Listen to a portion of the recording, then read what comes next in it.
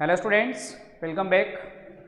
पिछली क्लास में हमने जो ग्रुप है कि ग्रुप के रूप में अगर समूह के रूप में अगर हमें क्लास इंटरवल हमें दिया गया है समूह के रूप में, तो उसका माध्य हम कैसे ज्ञात करते हैं उसका डिस्कशन हमने लास्ट क्लास में किया था कि क्लास इंटरवल जो हमें गिवन है उसकी लोअर लिमिट और अपर लिमिट को योग करके और 2 से जब हम भाग देते हैं तो वहाँ से x का मान आ जाता है। तो क्लास इंटरवल वाले क्वेश्चन में फ्रीक्वेंसी हमें पहले से दी गई होती है, x का मान हमें ज्ञात करना होता है और जैसे ही x का मान वहाँ हम ज्ञात कर लेते हैं, जो ग्रुप वाला जो प्रश्न है, समूह वाला जो प्रश्न है, वो जो है वो डिस्क्रीट प्रश्न विविक्त श्रृंखला के रूप में बदल जाता है, जहाँ पे हम एफ एक्स एक्स बार बराबर समेसन ऑफ एफ एक्स बट्टे में समेसन ऑफ एफ का उपयोग करते हुए बड़ी ही आसानी से उसका हल निकाल लेते हैं। ठीक है, लेकिन यहाँ भी हमारे सामने जाकर के एक प्रॉब्लम आती है कि जैसे जैसे एफ एक्स के मान बढ़ने लग जाते हैं, गुणा करने में हमें समय लगता है, जोड़ में हमें समय लगता है, तो इस को दूर करने के लिए, इस समय को बचाने के लिए हम एक नया तरीका अपनाते हैं और वो है कल्पित माध्य। कल्पित माध्य से माध्य विचलन ज्ञात करना। ठीक है, क्या है? कल्पित माध्य से माध्य विचलन ज्ञात करना। कल्पित मतलब कल्पना से, मान करके, कल्पित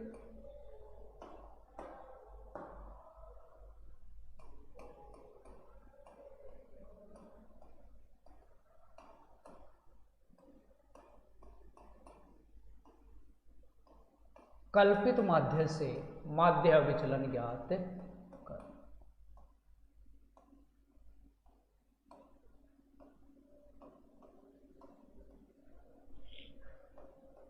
कल्पित माध्य से समांतर माध्य ज्ञात करना।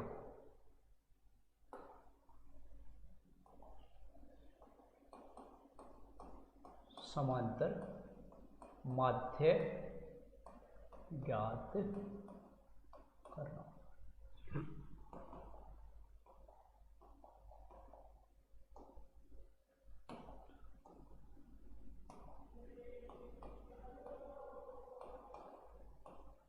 कल्पित माध्य से समांतर माध्य ज्ञात करना। अब देखिए, इसमें भी हमारे सामने दो सूत्र हैं।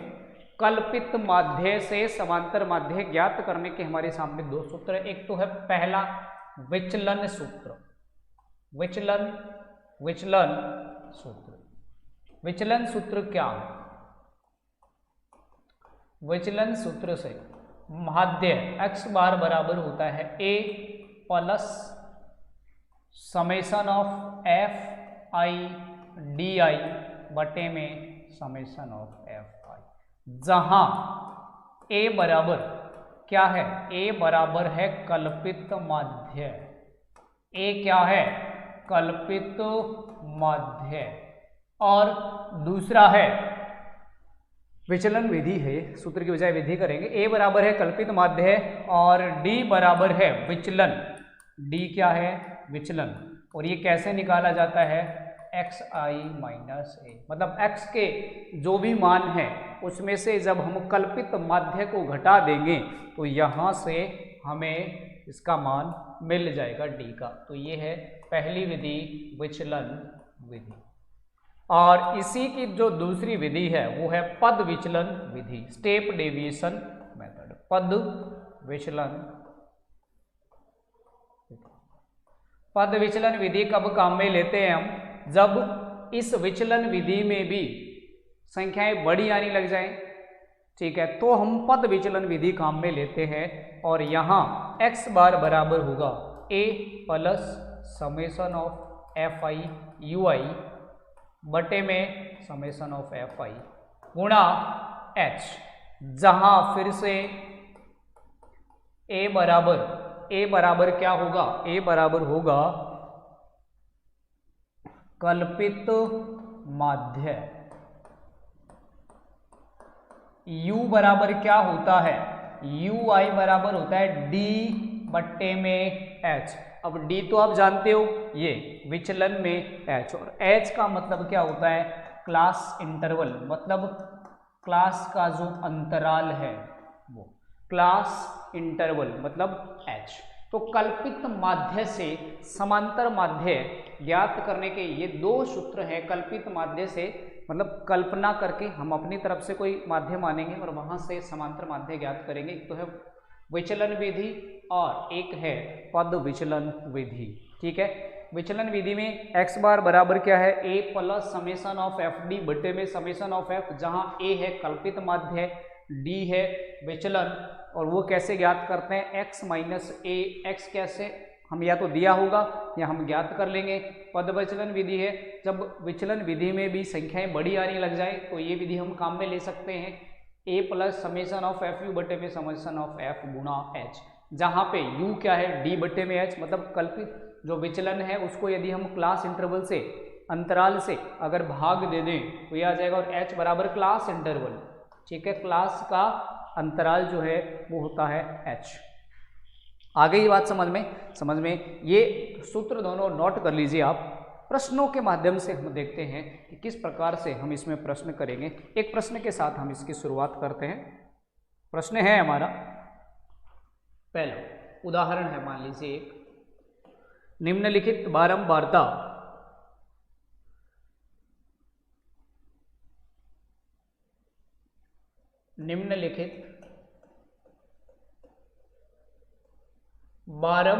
बंटन, निम्नलिखित बारंबारता बंटन 12 विद्यार्थियों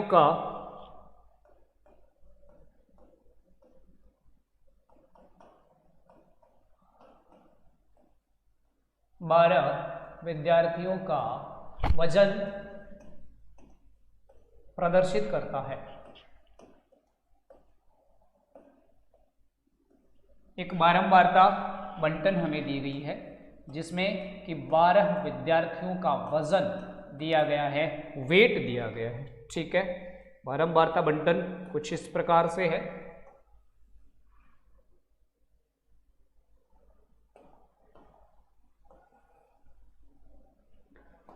यहां हमें दिया गया है वजन, और वजन भी किस में है, किलोग्राम में है, और विद्यार्थियों की संख्या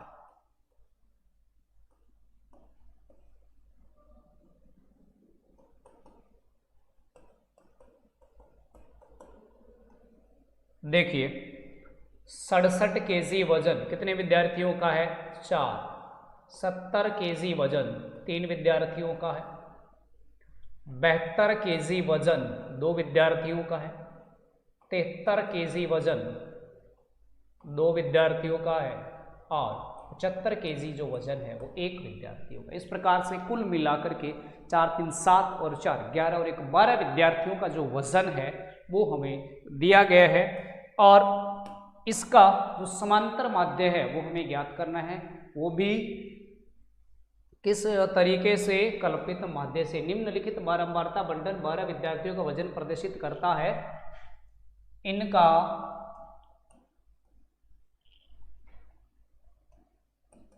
औसत वजन कल्पित माध्य से ज्ञात कीजिए। इनका औसत वजन ज्ञात कीजिए। ठीक है, कैसे ज्ञात करेंगे हम, कल्पित माध्य से हम इसको ज्ञात करेंगे। देखिए क्या करेंगे, टेबल तो हमें बनानी है।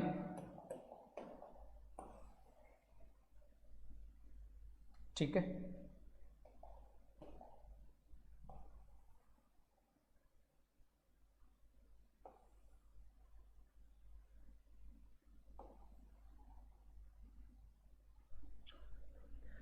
क्या देखिए हमें दिया गया है, यहाँ वजन है मतलब x का मान हमें दिया गया है। यहाँ पे विद्यार्थियों की संख्या मतलब फ्रीक्वेंसी, आवृत्ति हमें दी गई है। विद्यार्थी वजन 67 केजी वजन 4 विद्यार्थियों में है। 70 केजी वजन 3 विद्यार्थियों में है। 72 केजी वजन 2 विद्यार्थियों का है। 73 केजी वजन फिर से 2 का है, और 75 केजी वजन 1 विद्यार्थी का। देखिए अब बड़े ही ध्यान से इस प्रश्न को समझिएगा। यदि हम चाहें तो ये डिस्क्रीट प्रकार का प्रश्न है, विविक्त जो श्रृंखला है उससे संबंधित प्रश्न है, तो उस तरीके से भी हम बड़ी ही आसानी से इस प्रश्न को कर सकते हैं। लेकिन देखिए दिक्कत कहाँ पे आती है, हमें इसमें गुणा करना पड़ेगा, मतलब हमारे सामने जो आने वाली जो संख्याएं हैं वो थोड़ी बड़ी होंगी। 67 को मैं 4 से गुणा करूंगा, 70 को 3 से, 72 को 2 से, 73 को 2 से और 75 को 1 से। ठीक है, पहले इनको गुणा करेंगे, fx ज्ञात करेंगे, उनका योगफल हम करेंगे और उनका योगफल करने के पश्चात हम प्रक्रिया दोहराएंगे। ठीक है, मतलब थोड़ा सा हमें इसमें वक्त लग सकता है, कहीं किसी प्रकार की कोई दिक्कत नहीं है। इसमें हम जो विविक्त श्रृंखला वाला जो सूत्र है वो भी उपयोग में ले सकते हैं, लेकिन हम अभी कौन सा कर रहे हैं, हम इसको करेंगे कल्पित माध्य से, कि कल्पित माध्य से ये प्रश्न हमारे लिए किस प्रकार से आसान होता है। देखिए, x और f आपको दिया गया है, x हमें पहले से दिया गया है और f भी दिया गया है। यदि x हमें दिया नहीं गया हो, x कब नहीं दिया गया होगा, जब हमें क्लास इंटरवल के रूप में प्रश्न दिया गया होगा, तब हमें x ज्ञात करना पड़ेगा। यहाँ पे x हमें पहले से दिया हुआ है, कहीं किसी प्रकार की कोई दिक्कत नहीं है, कल्पित माध्य से हमें करना है। तो कल्पित माध्य के लिए ये जो सूत्र है हम यूज करते हैं ए है कल्पित माध्य, और इसकी हमें कल्पना करनी पड़ती है, अपनी तरफ से इसको मानना पड़ता है। और ये कहाँ से मानेंगे हम, ये हम मानेंगे x के मान में से। तो यहाँ से मैं मान लेता हूँ का माना a बराबर, a क्या है, कल्पित माध्य, और कल्पित माध्य a का मान x की जो वैल्यू है उसमें से कोई भी एक नंबर हम मान लेंगे। और तो एक मैं मान लेता हूँ कि माना a बराबर क्या है, 72 है। ध्यान रखना, अच्छी तरीके से इस बात को समझना कि a मानेंगे, a जो हम अपनी तरफ से इमेजिन करेंगे वो कहाँ से करेंगे, x में से, और कोशिश ये करें कि बीच का कोई एक मान हम निकालें। जैसे मान लीजिए हमारे पास 5 संख्याएं हो, 1 2 3 4 5, विषम संख्याएं अगर हों तो 2 इधर रह जाएंगी, 2 इधर, ये वाली संख्या है, इसको हम कल्पित माध्य मान लें। ठीक है, अगर हमारे पास सम संख्याएं हों इस तरीके से, तो देखिए 2 इधर रह गई, 2, बीच में हमारे पास 2 संख्या आएंगी, तो इन दोनों में से कोई भी एक संख्या है उसको हम कल्पित माध्य मान लेंगे। मानने को तो अगर इन 5 में से किसी को भी मैं अगर कल्पित माध्य मान लेता हूं, और जो अपना आंसर है वो बिल्कुल सेम आएगा, बराबर आएगा, कोई फर्क नहीं पड़ेगा। लेकिन हमें कोशिश ये करनी है क्योंकि माध्य का जैसे मान पता है कि माध्य क्या होता है, बीच का मान, लगभग बीच का मान। तो कोशिश ये करनी है कि जो माध्य, कल्पित माध्य हम अपनी तरफ से मानते हैं, वो बीच वाली जो वैल्यू है वो ले। तो यहाँ ये 5 है, तो इसमें से मैंने मान लिया कि माना कि a बराबर, a मतलब कल्पित माध्य है वो क्या है, 72 है। अब जैसे ही हमें कल्पित माध्य a का मान आ गया, अब हमें f तो हमारे पास है, हमें ये d ज्ञात करना है। अच्छा जी, d क्या होता है, विचलन होता है, और वो कैसे आएगा, x माइनस का a, x माइनस का a, मतलब हमें यहाँ से क्या ज्ञात करना है, d, और d कैसे ज्ञात करते हैं, x में से a। अच्छा जी, a क्या है, ये है कल्पित माध्य, कल्पित माध्य है। x के जो जितने भी मान हैं, ये वाले ये x के मान हैं, इनमें से हम 72 है वो घटाते जाएंगे। ठीक है, तो यहाँ से d हमें मिल जाएगा। तो देखिए 67 में से 72 घटाएंगे तो हमें क्या मिलेगा, माइनस का 5 मिलेगा। 70 में से 72 घटाएंगे तो हमें मिलेगा माइनस का 2। 72 में से 72 घटाएंगे तो क्या मिलेगा, 0। 73 में से 72 घटाएंगे हमें मिलेगा 2। 75 में से 72 घटाएंगे हमें मिलेगा 3। आई बात कुछ समझ में। f और x का मान हमें दिया गया था, a जिसको हम बोलते हैं कल्पित माध्य, वो हमने मान लिया, अपनी तरफ से कुछ इमेजिन कर लिया। x में से मानना है, x को जो मध्य मान जिसे हम कहते हैं उसमें से कोई एक मान हमें a के रूप में लेना है, वो हमने ले लिया। फिर हमें ज्ञात करना है d का मतलब विचलन। कैसे ज्ञात करेंगे, x के जो भी मान है उनमें से कल्पित माध्य को हम घटाते जाएंगे, d आ जाएगा। फिर प्रश्नानुसार चलते रहिए। सूत्र क्या बोलता है, f इंटू डी का समेशन। तो पहले f को d से हमें गुणा भी तो करना पड़ेगा, तो क्या करें, f को हम d से गुणा करते हैं।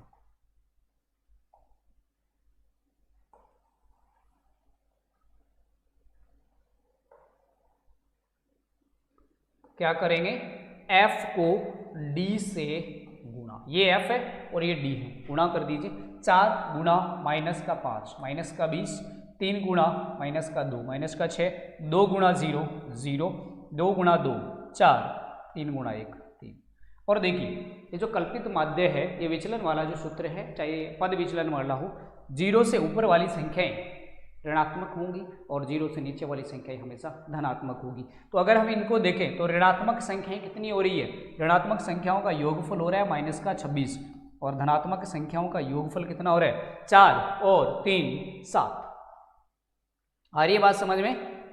कितना हो रहा है? 4 और 3 7। तो समेशन ऑफ एफ ये तो हमें ज्ञात करना ही है, कितना हो रहा है? 4 3 7, 7 और 2 9, 9 और 2 11 और 1 12, इनका योगफल हो रहा है 12। और एफ गुणा डी कितना आएगा? एफ इंटू डी आएगा माइनस का 26, और माइनस के 26 में से 7 घटा देंगे तो आ जाएगा माइनस का 19। तो ठीक है, ये तो मैंने आपको समझाने के लिए ये बताया। अब यहाँ से यहाँ समेशन ऑफ एफ बराबर कितना आया है? 12, और समेशन ऑफ एफ डी बराबर आया है माइनस के 19 आता है विचलन विधि से। विचलन विधि का जो सूत्र है वो क्या है? एक्स बार बराबर ए प्लस का समेशन ऑफ एफ डी बटे में समेशन ऑफ एफ। ए क्या है? कल्पित माध्य। कितना माना है हमने? 72 माना है। तो 72 बटे में F into D, F D का मान कितना है? माइनस का 19 आया है। बटे में क्या है? 12 है, तो इसको 12 से भाग दे देंगे। तो चलिए प्लस को माइनस से गुणा करेंगे, क्या आएगा? माइनस आएगा। अब 19 में यदि हम 12 का भाग देते हैं, 19 में यदि हम 12 का भाग दें कितनी बार जाएगा? 19 में 12 का भाग देंगे तो 12 एकम 12, एक बार जा रहा है अभी फिलहाल।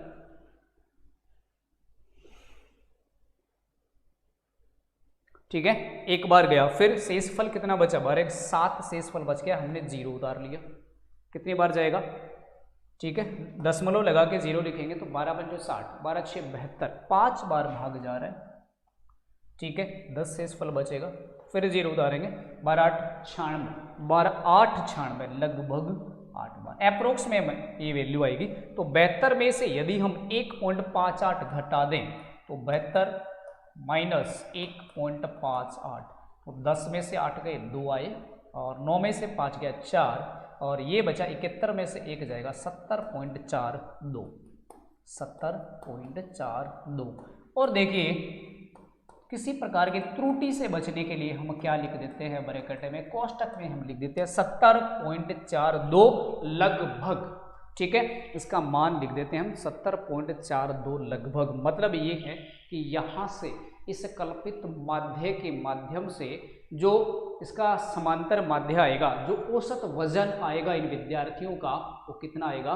70.42 kg आएगा। आई बात समझ? एक बार फिर से इस प्रोसेस को हम समझने की कोशिश करते हैं। ये प्रश्न हमें दिया गया था, ये x था, ये f था। हमें कल्पित माध्य की सहायता से इसका मान ज्ञात करना था। किसकी सहायता से? कल्पित माध्य की सहायता से। तो कल्पित माध्य की सहायता से मान ज्ञात करने के लिए देखो f हमें दिया था 4 3 2 2 और 1। हमने इस 72 को कल्पित माध्य मान लिया कि माना a बराबर 72 है। a का मतलब है कल्पित माध्य। फिर हम ज्ञात करेंगे d कैसे ज्ञात करेंगे? x का जो मध्य मान है उसमें से कल्पित माध्य को घटा देंगे। 67 में से 72 घटेगा, कितना बचेगा? माइनस का 5। 70 में से 72 घटेगा, माइनस का 2। 72 में से 72 0। 73 में से 72 घटा। अच्छा जी, एक मिनट, यहाँ कुछ मिस्टेक हुई है। 73 में से जब 72 घटाएंगे तो यहाँ पे बचेगा 1। कितना बचेगा? 1। और यहाँ पे आएगा 2। कितना आएगा? यहाँ पे 2 आएगा। तो ये कितना होगा? 20 और 6 26, और 26 में से जब हम 5 घटाएंगे तो यहाँ पे हमारे पास बचेगा 21, माइनस का 21। ठीक है, तो माइनस 21।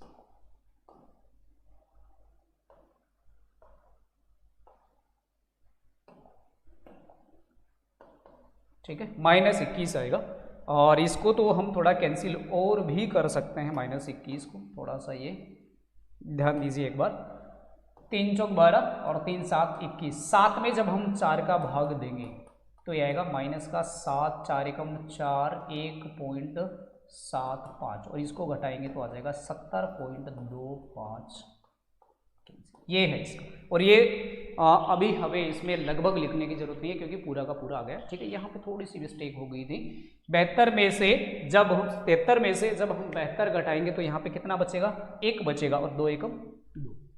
ठीक है, फिर f को d से गुणा करेंगे। माइनस का 20, माइनस का 6, 0, 2 एकम 2, 3 एकम 3, कुल योगफल अच्छा माइनस के 26 और प्लस के 5 तो कितना हो गया माइनस का 21। फिर सूत्र उपयोग करेंगे हम विचलन वाला, x बार बराबर a प्लस का समेशन ऑफ एफ डी बट्टे में समेशन ऑफ एफ 72 प्लस इसका योगफल कितना है माइनस का 21 बट्टे में 12। 3 से मैंने कैंसिल कर दिया, 300 को 12, 3 7 21, 7 में 4 का भाग देंगे तो माइनस का 1.75 आएगा और 72 में से 1.75 जब हम घटाएंगे तो कितना आ जाएगा 70.25 और ये क्या आ गया, ये विद्यार्थियों का औसत वजन आ गया। नोट कर लीजिए फटाफट। अगला प्रश्न हम करते हैं यहां से। अगला देखिए क्या हमें दिया गया है। अगला प्रश्न है वो हमें दिया गया है कि निम्नलिखित बारंबारता बंटन, एक बारंबारता बंटन है। प्रश्न मैं आपको पढ़ के बताता हूं। एक बारंबारता बंटन जो है वो समुद्र की सतह से एक बारंबारता बंटन है। उस बारंबारता बंटन में कुछ गांवों की ऊंचाई दी गई है। कहां से, समुद्र के लेवल से, सी लेवल से उनकी ऊंचाइयां दी गई है और हमें क्या करना है, उन गांवों की जो औसत ऊंचाई है वो ज्ञात करनी है सी लेवल से। ठीक है, प्रश्न मैंने आपको पढ़ करके बताया है। मैं डायरेक्ट इसकी जो बारंबारता टेबल जो हमें दी गई है वो यहां से मैं बना रहा हूं। अच्छा जी, प्रश्न कौन सा है अपना, ये प्रश्न जो है वो है अपना दूसरा प्रश्न है। ठीक है, कल्पित माध्य है, इसका दूसरा प्रश्न है हमारे सामने और यहाँ पे ऊंचाई दी गई है और ऊंचाई भी किसमें दी गई है, मीटर के रूप में दी गई है। गांवों की संख्या दी गई है, यहाँ पे गांवों की संख्या। अच्छा जी, ऊंचाई दी गई है 200 मीटर। कितने गांव है, 142 है। 600 265 गांव है। 1000 मीटर की ऊंचाई पर और 560 गांव है। 1400 मीटर की ऊंचाई पर और 271 गांव है। 800 मीटर की ऊंचाई पर 800 मीटर की ऊंचाई पर और 89 गांव है और 1800 है और 2200 मीटर की ऊंचाई पर 16 गांव है। ठीक है, दोबारा एक बार मैच कर लेते हैं। 200 मीटर की ऊंचाई पर कितने गांव हैं, 142, 600, 1000, 1400, 1800, 2200, फिर 142, 265, 560, 271, 89 और 16। आ गई बात समझ में। इस प्रकार से इन गांवों की समुद्र तल से, समुद्री सतह से जो ऊंचाई है वो हमें दी गई। आ रही है बात समझ में। क्या करना है, कल्पित माध्य से हमें इनका और औसत ऊंचाई ज्ञात करनी है। औसत ऊंचाई ज्ञात कीजिए, गांवों की औसत ऊंचाई।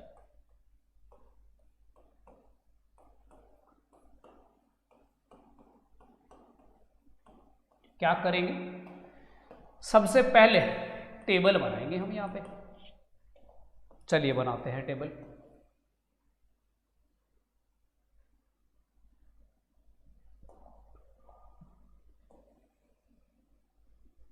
यहां पे गांवों की जो ऊंचाई दी गई है, ठीक है, क्या दी गई है, गांवों की ऊंचाई, मतलब x का जो मान है वो हमें दिया गया है। ऊंचाई है 200 metre, 600 metre, 1000 metre, 1400 metre, 1800 metre और 2200 मीटर। ठीक है, इस प्रकार से गांव की ऊंचाइयां हमें दी गई है। फिर गांवों की संख्या मतलब फ्रीक्वेंसी जो है वो हमें 200 मीटर की ऊंचाई पर 142 गांव है, यहाँ 265 गांव है, यहाँ पे 560 गांव है, यहाँ 271 गांव है, यहाँ पे 89 गांव है और यहाँ 16। अब जरा देखिए, विविक्त श्रृंखला का प्रश्न है। अगर मैं इसको सीधा निकालना चाहूँ बिल्कुल आसानी से ज्ञात कर सकते हैं हम, लेकिन फिर से वही एक समस्या आती है कि हमें कैलकुलेशन ज़्यादा करनी पड़ेगी, गणनाएं ज़्यादा करनी पड़ेगी। पहले हम इनको गुणा करेंगे, बड़ी संख्याएं आएंगी, फिर उनको हम जोड़ेंगे, तो कहीं ना कहीं जो प्रश्न है वो हमारे लिए क्या हो जाएगा, बड़ा हो जाएगा, हमारे लिए लेंथी हो जाएगा। तो क्यों न हम इसे आसान करते हैं कल्पित माध्य की सहायता से। तो यहाँ से मैं क्या करता हूँ, मैं मान लेता हूँ कि माना ए बराबर कल्पित माध्य कितना है। ए कहाँ से मानेंगे, x के जो मान हमें दिए गए हैं उनमें से कोई एक मान। और कौन सा कोशिश करेंगे कि बीच का कहीं एक मान उठा ले। तो यहाँ पे देखिए 1 2 3 4 5 और 6 मान हमें दिए गए हैं। इन 6 में से कोशिश हमें करनी है कि बीच में, अब 6 है तो इसका मतलब बीच में कितने मान आने हैं, 2। इन दोनों में से कोई एक, 1000 या 1400 में से कोई सा एक है उसको कल्पित माध्य मान लेते हैं। मैं मान लेता हूँ कि माना जो कल्पित माध्य है वो कितना है, ए है। कल्पित माध्य कितना है, ए बराबर 1000 है। हो गया कल्पित माध्य। अब क्या करेंगे, एफ के बाद में हमें ज्ञात करना है डी। अच्छा जी, डी कैसे ज्ञात करेंगे, अक्स में से हम ए को घटा देंगे, एक्स में से ए को घटा देंगे। ए का मतलब जो कल्पित माध्य हमने माना है ए 1000 है। अच्छा जी, 200 में से 1000 को जब हम घटाएंगे क्या बचेगा, माइनस का 800। 600 में से घटाएंगे तो माइनस का 400। 1000 में से 1000 घटाएंगे 0, यहाँ बचेगा 400 प्लस का, यहाँ प्लस का 800 और यहाँ प्लस का 1200।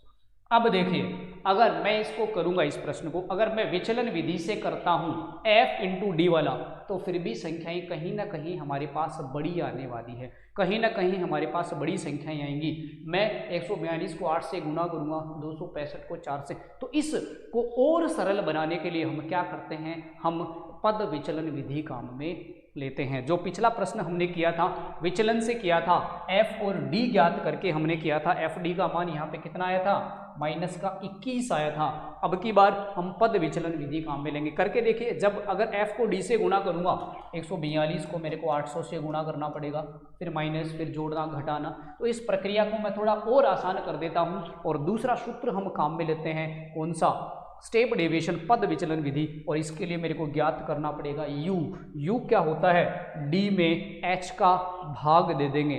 तो d हमने ज्ञात कर लिया है, h क्या होता है, h बराबर है क्लास इंटरवल। और क्लास इंटरवल कितना है, देखिए इनके मध्य कितने का अंतर आ रहा है, इनके मध्य जितने भी संख्याएं हैं इनके मध्य 400 का अंतर है लगातार। तो यहाँ पे h बराबर क्या है, 400। तो ये u बराबर d बट्टे में h। तो यदि मैं इनमें भाग देता हूँ 400 का, d के जितने भी मान आए हैं उनमें 400 का भाग यदि हम दें तो देखिए क्या मिलेगा, माइनस का 800 में से 400 का भाग देंगे, माइनस का 2, माइनस का 1, 0, 1, 2 और 3। अब बताइए क्या अब हम प्रश्न हमारे लिए आसान है, कुछ आसान हुआ है पहले से। देखिए अब हमें गुणा तो करना पड़ेगा, लेकिन बिल्कुल छोटी संख्याएं अब हमारे सामने हैं। अब हमें 142 को केवल -2 से गुणा करना पड़ेगा। तो 2 से गुणा करेंगे, अब क्या निकालेंगे, f इंटू यू। तो 142 को 2 से गुणा करेंगे, 2 दूनी 4, 14 दूनी 28, माइनस का 284। 265 को 1 से गुणा करेंगे तो माइनस का 265 कितना आएगा, माइनस का 265। 560 को 0 से गुणा करेंगे, 0 आएगा। 271 को 1 से गुणा करेंगे, 271 आएगा। 89 को 2 से गुणा करेंगे, 9 दूनी 18, 8 दूनी 16 और 1 17, 178 आएगा। और 16 को 3 से गुणा करेंगे तो 16 3 48 आएगा। ये हो गया f गुना u। देखिए 0 से ऊपर वाले मान ये ऋणात्मक हैं और ये क्या है, धनात्मक। अगर मैं ऋणात्मक मानों को जोड़ता हूँ तो 284 और 265 कितने आते हैं, 5 और 4 9, 8 और 6 14, 2 2 4 और 1 549, 549। और अगर धनात्मक मानों का योगफल करते हैं 271, 178 और 48, ये कितना आएगा, 8 और 8 16 और 1 17, 7 7 14 और 4 18 और 1 19 और 2 और 1 3 और 1 4, कितना आ गया, 497 आ गए। ये माइनस के और ये प्लस के, देखिए घटाएंगे तो कितना बचेगा, 9 में से 7 गया 2 और 14 में से 9 गया 5, कितना बचा कुल मिलाकर के, माइनस का 52। मतलब समेशन ऑफ एफ यू बराबर आ गया माइनस का 52। और समेशन ऑफ एफ यू के अलावा और क्या चाहिए हमें एफ का मान भी चाहिए। तो एफ ये रहा फ्रीक्वेंसी, फ्रीक्वेंसी का जो योगफल है वो अगर हम ज्ञात करेंगे तो कितना आएगा, 3 4 और 1343, कितना मान आ जाएगा इसका, 1343 हमारे पास इसका मान आ जाएगा। दोबारा से एक बार समझने की कोशिश कीजिए। x हमें दिया गया था, f हमें दी गई थी। सबसे पहले हमने इसको विचलन विधि से करने की कोशिश की। विचलन विधि से करने की जब कोशिश की तो हमने d ज्ञात कर लिया, लेकिन हमने देखा कि विचलन विधि से भी अब इसके मान बड़े आ रहे हैं। ठीक है, कैलकुलेशन हमें कम समय में करनी है, तो इसके लिए मैं पद विचलन विधि काम में लेता हूँ। पद विचलन विधि में हम ज्ञात करेंगे u कैसे ज्ञात करते हैं, जो विचलन आता है उसको अंतराल से, क्लास का जो इंटरवल है उससे डिवाइड कर देते हैं। यहाँ पे क्लास का अंतराल कितना रहे, लगातार 400, तो इन सभी संख्याओं को मैंने 400 से विभाजित किया, तो प्रश्न हमारे लिए बहुत आसान हो गया। और इसी आसानी के लिए हम पद विचलन विधि है वो सबसे ज़्यादा काम में लेते हैं, ताकि जो कैलकुलेशंस हैं वो हमें कम से कम करनी पड़े। अब पद विचलन विधि से अक्स बार सूत्र क्या होता है, a plus summation of F you बटे में समेशन ऑफ f गुणा h। तो यहाँ पे a कितना है, 1000 है, plus summation of F you कितना है, 52 है, और ये कितना है 1343 है, गुणा ये कितना है 400 है।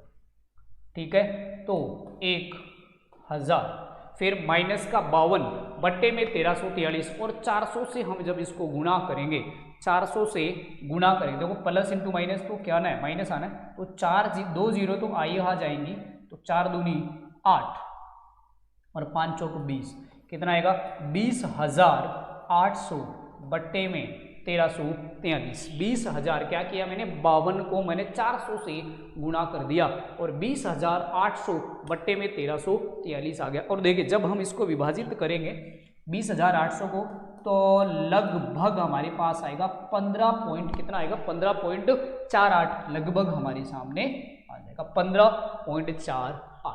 ठीक है, आप इसको और अच्छे तरीके से सोल्व करके देख सकते हैं। अब क्या करना है हमें, अब 1000 में से अगर आप चाहो तो दशमलव के बाद 2 अंक ले सकते हो, आप चाहो तो दशमलव के बाद 3 अंकों तक इसको लिख सकते हो। 1000 में से जब हम 15.48 घटाएंगे तो 10 में से 8 गया 2, 9 में से 4 गया 5, 9 में से 5 गया 4, 8, 984.52, ये क्या आ जाएगा हमारा आंसर आ जाएगा। मतलब ये जो गांव हमें दिए गए हैं, इनकी जो औसत ऊंचाई है, मासत से जो औसत ऊंचाई है वो कितनी होगी, 984.52। और एक काम कीजिए, ब्रैकेट में लिख दीजिए लगभग, लगभग इतना ये हम लिख देते हैं, लगभग इतनी ऊंचाई है वो हम यहाँ से। तो ये है अपने 2 नए मेथड।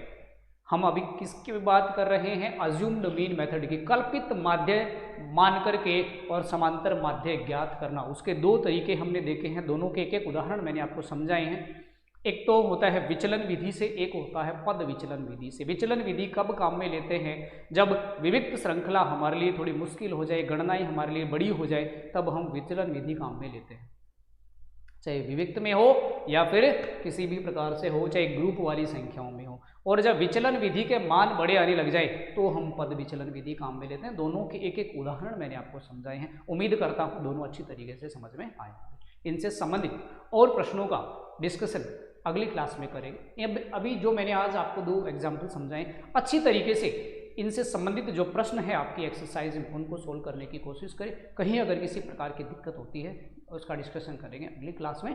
तब तक के लिए thank you, bye bye and take care.